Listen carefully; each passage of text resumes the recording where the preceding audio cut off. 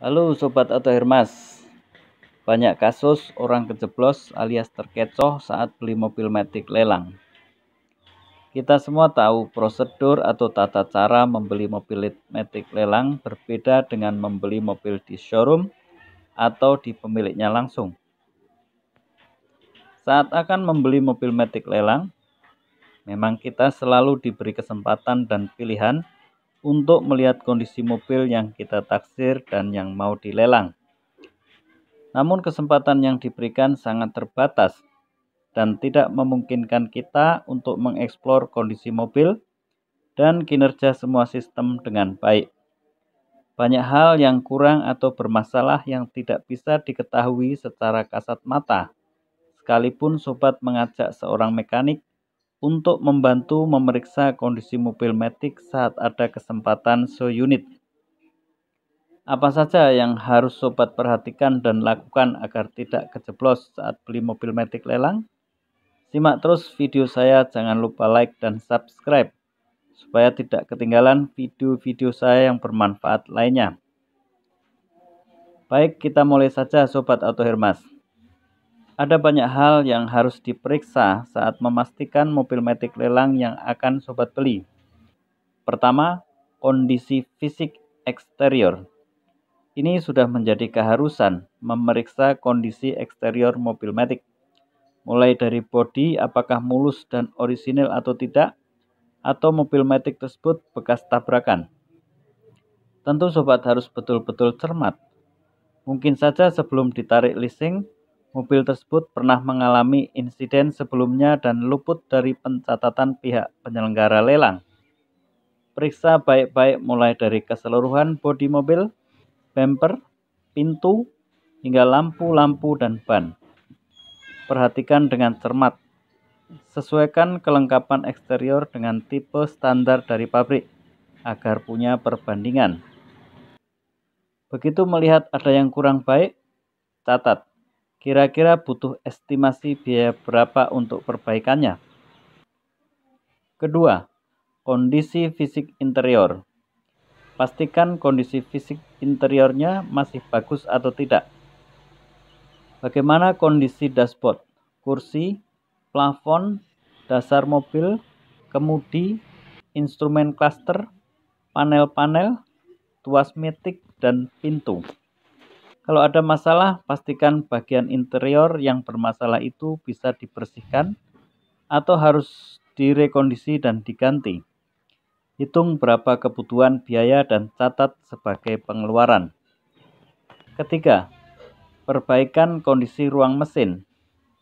Perhatikan dengan cermat apakah sudah terjadi perubahan dan modifikasi di ruang mesin, atau sudah ada komponen tambahan sebelumnya untuk mendongkrak kinerja mesin.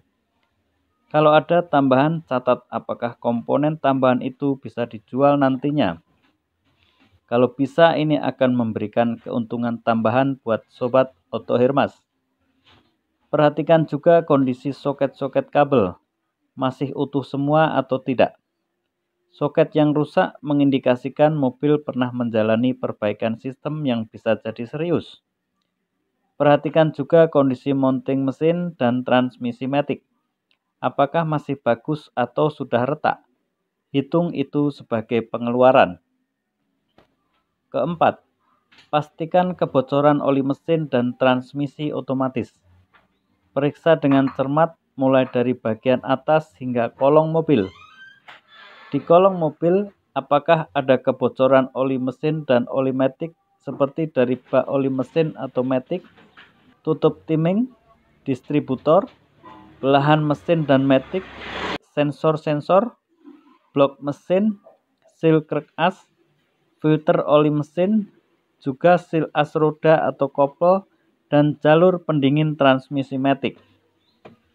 Di bagian atas, periksa kebocoran oli mesin di tutup klep, busi, intake, juga pastikan casing mesin dan transmisi matic aman dari kemungkinan retak atau pecah.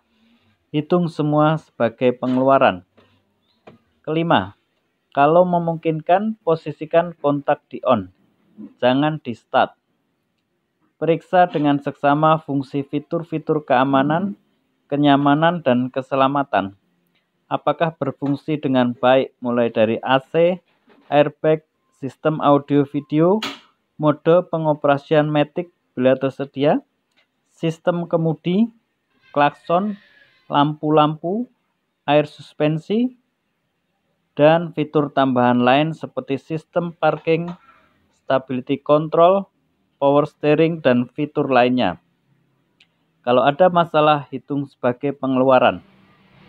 Keenam, nyalakan mesin.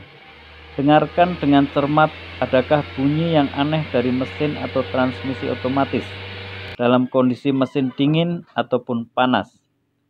Perhatikan warna gas buangnya, hitam atau putih, keluar sementara atau terus-menerus. Perhatikan suaranya saat mesin langsam atau di putaran RPM tertentu. Geser tuas matic ke semua posisi, apakah bisa berpindah dengan normal, halus atau tidak. Sambil mesin hidup, periksa ulang dan dari kemungkinan bocor oli mesin atau oli matic.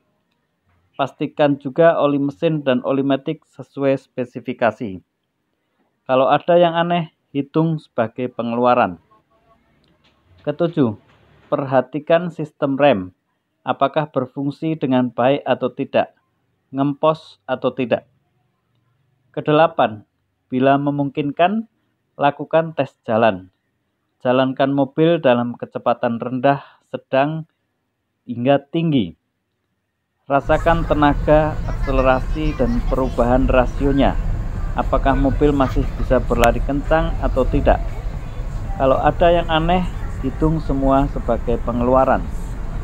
Kesembilan, lakukan diagnosa dengan scanner untuk memastikan semua sistem bekerja. Bila muncul masalah, estimasi biaya perbaikannya dan hitung sebagai pengeluaran. Kesepuluh, jumlahkan semua biaya perbaikan yang akan muncul, lihat kondisi harga pasaran, lalu kurangi dengan total biaya yang harus sobat keluarkan. Sobat Auto Hermas, itu tadi ke-10 tahapan pengecekan saat sobat mau membeli mobil matic lelang supaya tidak kejeblos. Jangan lupa like dan subscribe supaya sobat tidak ketinggalan video penting lainnya. Salam Auto Hermas.